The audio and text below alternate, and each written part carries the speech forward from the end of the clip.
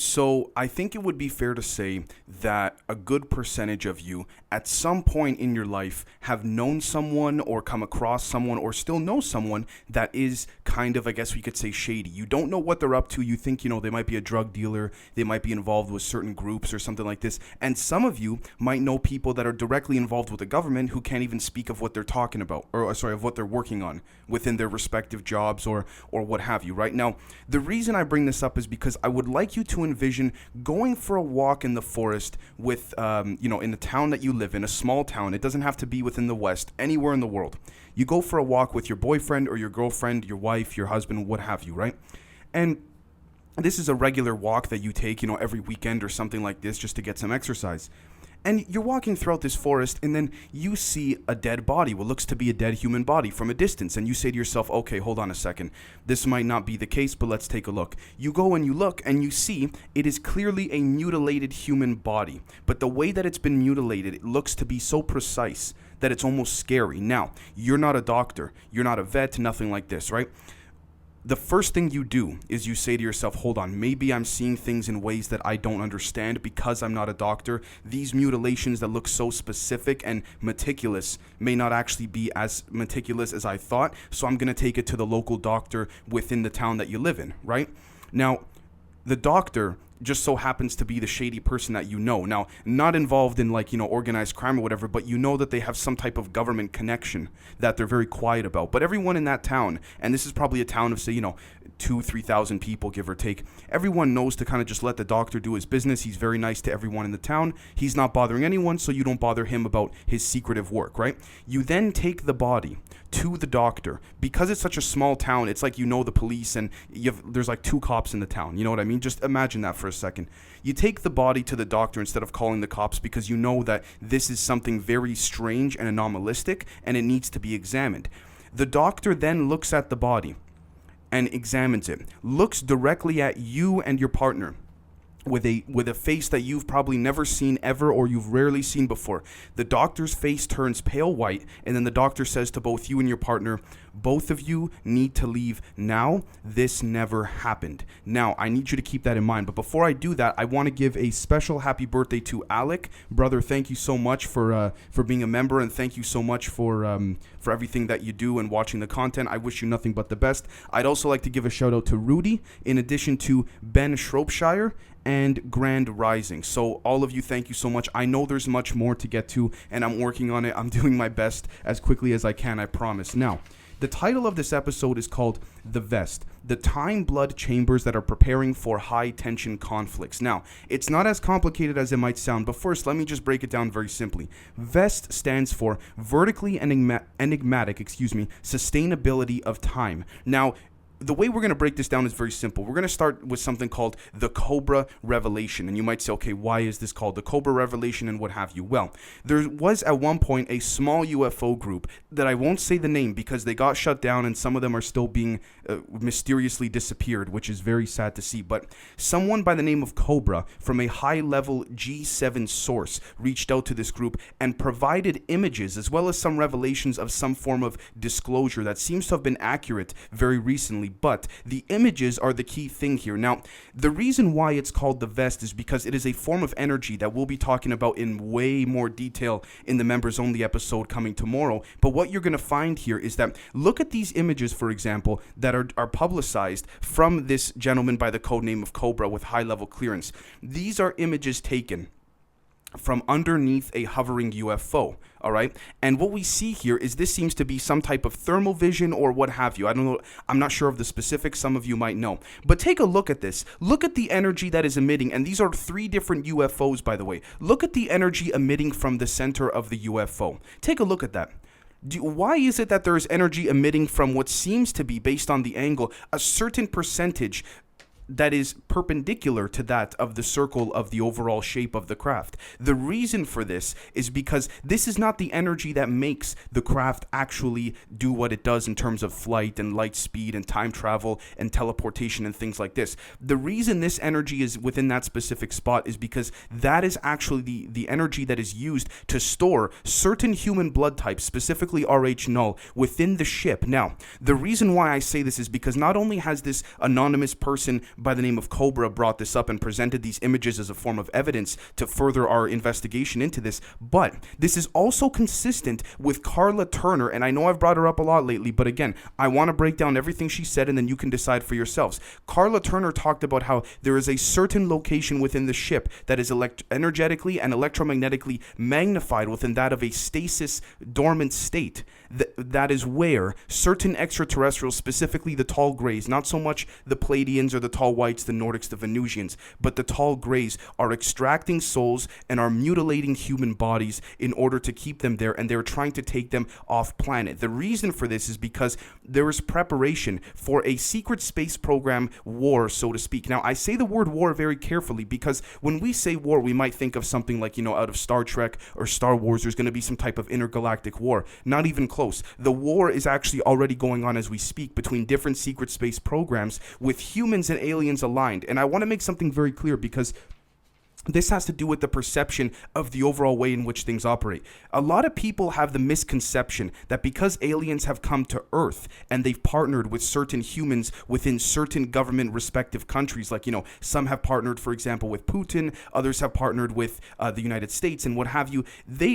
People tend to generally think, I'm sorry to say but the masses tend to think that the war has to do with Earth. No, humans are just another species that have now chosen a side. It's as simple as that. It's not like we're anything special. We're not the center of the universe, right? Now, the reason why I bring this up is because in the members-only episode tomorrow, you guys are going to see a bunch of footage that will provide evidence to suggest that there is a war occurring, and if there isn't, it is slowly but surely happening. And not only that, but Putin's speech from about 2 to 3 weeks ago regarding some type of galactic space war, that the media within the West, the mainstream media within the West, did not air, which you could find very easily online, also hints at this as well. Now, not only do we see these photographs and images that supply evidence and substantiate the possibility of a certain part of these tall gray spacecraft being that of an adrenochrome extraction, soul extraction, and human mutilation, but on top of that, if we take a look here at darkparadox88.blogspot.com, again, not necessarily a mainstream media website, if you will, let's take a look here.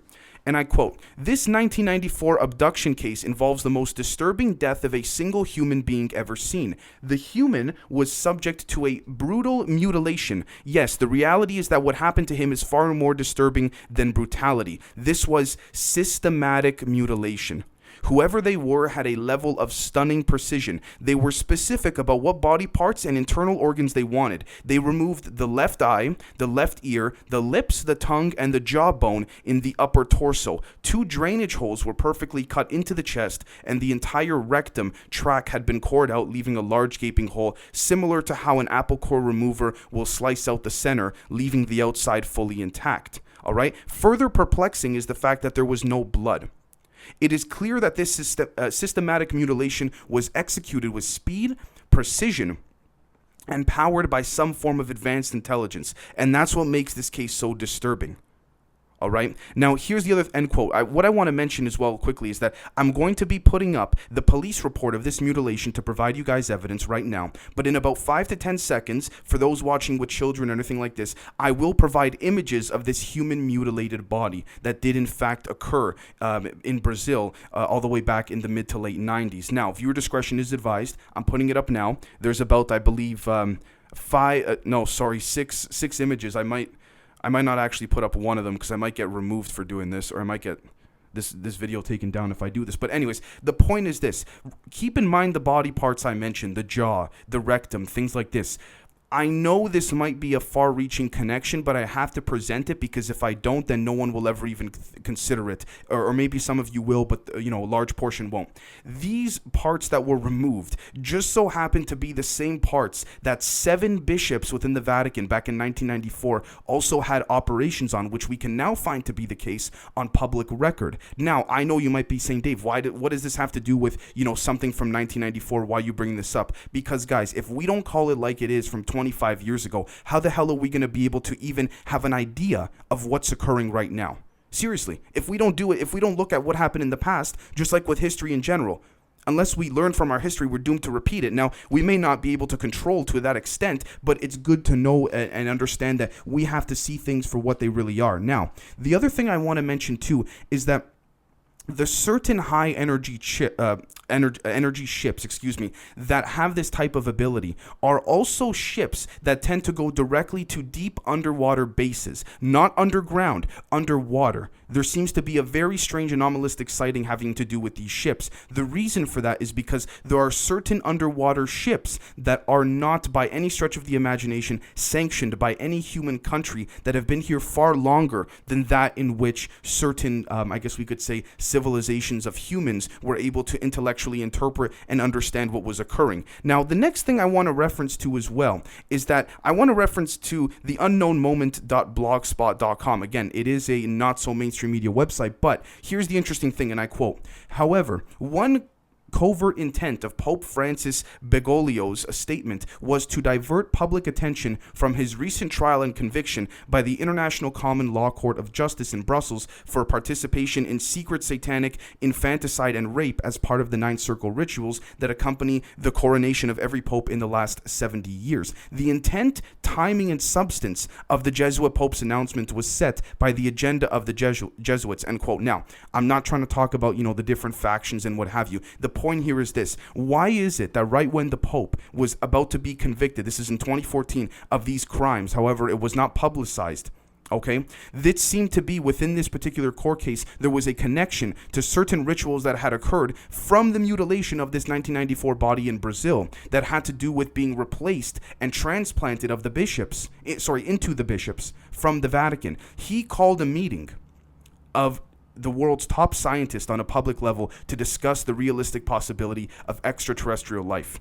Now, there may be other purposes, but one of them was to cover for the fact that this had actually been found out and had been revealed. But of course, the mainstream media is not going to report on it. You know that, I know that, everyone knows that. Now, the other thing I want to point out too is that if we take a look at this article here from nature.com, it says here, a mechanistic model of the neural entropy increase elicited by psychedelic drugs, end quote. Now, if we take a look here, this is nature.com in the scientific report section, very, very highly respected, quote unquote, mainstream, if you will, right? When we examine this, what we're going to find is that it seems as though psychedelics tend to be the entry into communications with different beings that are trying to warn of these types of human mutilations, because again, there's anywhere from 600,000 to 1 million children, and in some cases, young adults, some of them very little but middle-aged, that go missing every year. And if you'll know this because if you're a member on Patreon, you'll have heard that in the radio conversation that was covered in yesterday's episode. But the point is this: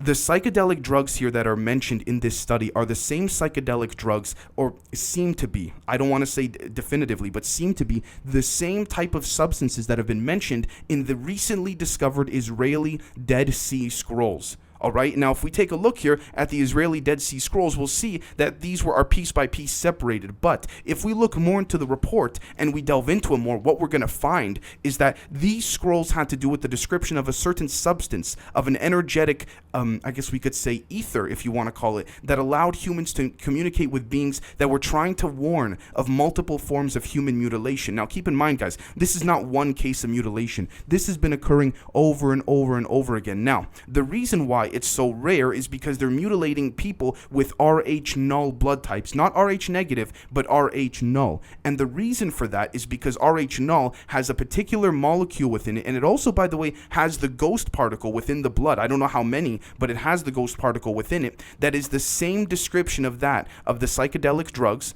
that is the same type of energy radiating from underneath the UFO craft energy pictures that we've seen, and is also the same type of energy that is radiating off of the artificial Comet 67P from the Daini race. Now, I know I might be jumping all over the place, but the point here is that we have to understand there is a synchronistic connection here, that there is a constant battle, not between good and evil. It's not as black and white as that. But the point here is that ultimately these psychedelics give the ability to communicate with certain beings that do have humans' best intentions in a lot of ways, which is also why a lot of people have claimed to have encountered Pleiadian craft or Pleiadians themselves after consuming psychedelics. And I mean, look, let's be honest here.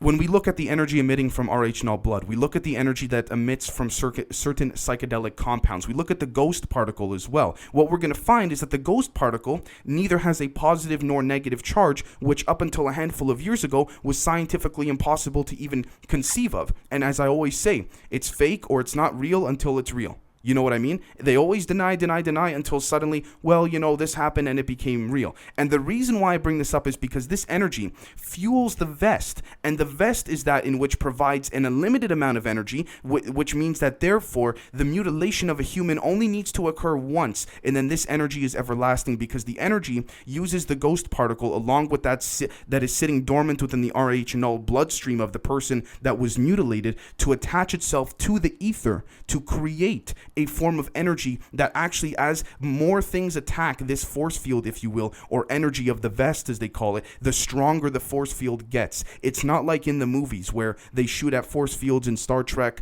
or Star Wars and it starts to weaken it. In fact, it is actually the opposite, and I have some evidence to prove this as well. If we take a look here at a book written by Michio Kaku, which his book I believe was called The Future of Humanity, we're going to see here that he talks about, in some cases here, Einstein's theory of relativity and teleportation. And you might say, Dave, what does that have to do with mutilation? Well, the energy that it attaches itself to within the ether is the same energy that occurs within that of the attachment of wormholes and time-space travel. There is a deep interconnection here in many different regards, right? Now, let's take a look here at this particular quote and from the book. We are right back to where we started. Negative matter or negative energy would be the missing ingredient needed to keep our warp bubbles as well as our wormholes intact. Stephen Hawking has proven a general theorem stating that all solutions of Einstein's equations that allow faster than light travel must involve negative matter or energy. In other words, positive matter and energy that we see in stars can warp space-time so that it perfectly describes the motion of heavenly bodies, end quote. Now, which types of stars or comets or, asteroids are we talking about here? Well, we're talking about the comet 67P from the Dian race. All right, or the Dini race, however we can pronounce that. With that being said, though, notice when we take a look back here, faster than light travel must involve negative matter or energy. Now, what does RH null have that's so different than everyone else? It has a form of negative energy at the slightest degree when you examine the isotopes within that of RH null blood, which is not even supposed to be technically real or possible, but I guess, look, it ends up being the case, right? So I know that I might have jumped a little bit all over the place, but I needed to describe all of the connections here. Now, to what connections do the Vatican or the Pope have with regards to the operations or surgeries that these bishops went through is hard to say. Could it be a form of ascension, a form of understanding, a much more I guess we could say energetic and ascended world? Is it a form of allowing the soul to be released from the soul trap that allegedly we are in after our physical bodies pass if our spirit is not awakened enough, right? So I want all of you to let me know what you think, and we'll catch you guys tomorrow. Cheers.